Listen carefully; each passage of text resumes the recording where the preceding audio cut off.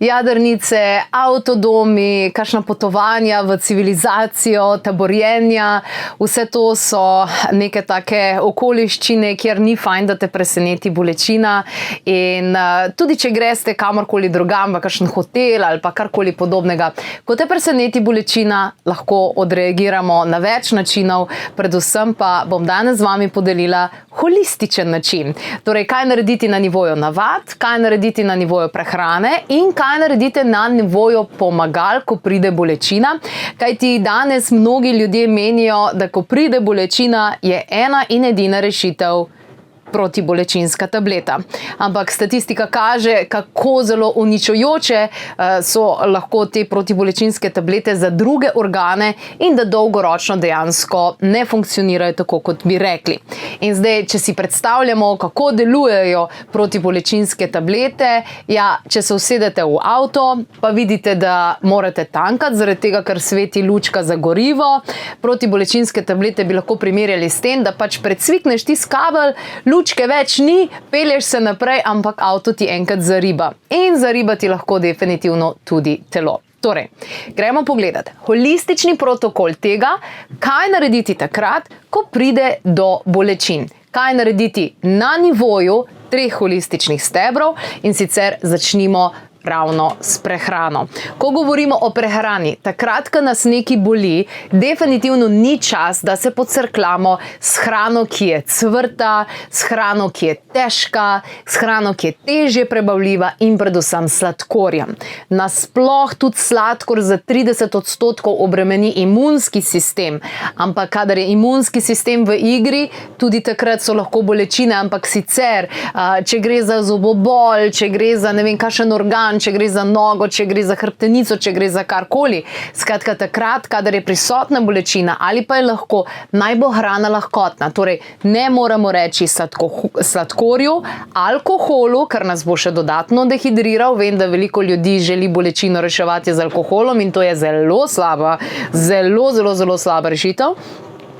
Tudi mleko in mlečni izdelki, takrat se izogibamo tega in pa izogibamo se kavi ter ostalim poživilom. Zakaj? Kava in ostala poživila bodo dejansko in alkohol dehidrirala naše telo, kar je nasprotno tega, kar mi želimo takrat, ko želimo to mikrocirkulacijo zrihtati in pa dejansko tudi hidrirati telo, da bodo šle zadeve hitro naprej. Kaj pa torej bomo vključili v prehrano takrat, kadar nas preseneti bolečina?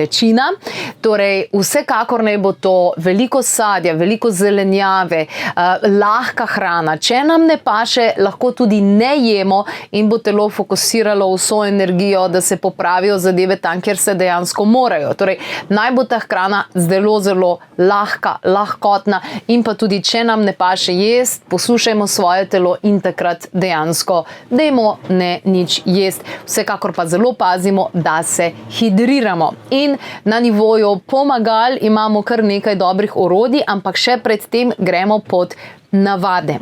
Navade so izjemno močen holistični steber in ko nas preseneti bolečina, lahko marsikaj naredimo. Prva točka je uporaba našega diha. Torej, umirimo naš živčni sistem in tukaj nam pomaga dihanje in nam pomagajo dihalne tehnike. Lahko je to recimo kvadratno dihanje, lahko je to fiziološki dih dejansko. Potem druga zadeva, toplota ali pa hlad. Lahko vzamemo, torej, če so mišice zategnjene ali karkoli podobnega, takrat bomo dejansko toploto uporabili. Če pa moramo vnetje umiriti ali pa če je poškoda, bomo pa dali gor hladne zadeve. No, tukaj vam lahko recimo piksna piva pride prav zaradi tega, ker bo ohladila tiste področje, ne pa za uživanje. Tretja zadeva. Dajte se takrat umiriti tudi s tem, da se odstranite. Če je to družba ali karkoli, pojdite notri, ne biti takrat preveč na soncu, dajte se zavleči nekam noter, nekam, kjer je bolj tiho, nekam, kjer je bolj mirno. To bo zagotovo pomagalo, da se umirite in pa, če ni preveč, tudi stran od hrupa. Hrup zelo moti telo, bolj kot si mislimo in takrat dejansko nam zelo paše tišina. Aromaterapija je lahko zelo učinkovita, sploh recimo kakšna sivka. Sivka je odlična pri samih bolečinah. Če je problem glava, sem našla nekaj časa nazaj eno fantastično orodje, in sicer kapa, hladilna kapa, ki je odlična tudi pri migrenah, ampak ne samo pri ljudeh, ki imajo migrene, ampak dejansko pri ljudeh, ki imajo tudi glavobole. No, pa imamo malo valovčkov, ok, tudi to se zgodi, nepričakovano razburkano. Torej, krasna je tale kapa oziroma hladilna maska, ki jo lahko vzamete zraven, recimo, če imate težave z glavoboli in z takimi zadevami. Sicer pa lahko tudi blago raztezanje. Blago raztezanje bo zelo dobro pospešilo cirkulacijo, lažje bo šlo vse skupaj, ampak če boli tukaj, da se ne morete raztezati, potem je to seveda zelo, zelo jasno. In pa resnično poskrbite za hidracijo. Naj bo to čista voda, naj bo to več požirkov skozi dan, ne samo, da se ene kamele nažlampate, po domače povedano, zjutraj pa zvečer, vmes pa dejansko nič. Torej, pite po požirkih in pa seveda vodi lahko dodate marsikaj. Zato gremo zdaj na tretji holistični steber, to pa so pomagala. Prva stvar, ki jo bom tukaj omenila, je kurkumin. Kurkumin je dokazano ena izmed tistih stvari, ki lahko nadomesti marsikaj zelo znanega protibolečinskega. To je bilo dokazano z študijami in poznam ogromno ljudi, ki so imeli grozne migrene in jim je kurkumin to rešil v 20 minutah boljše kot protibolečinska sredstva. Tako da kurkumin namesto protibolečinskih sredstev je vrhunska zadeva, definitivno za vsako domačo lekarno.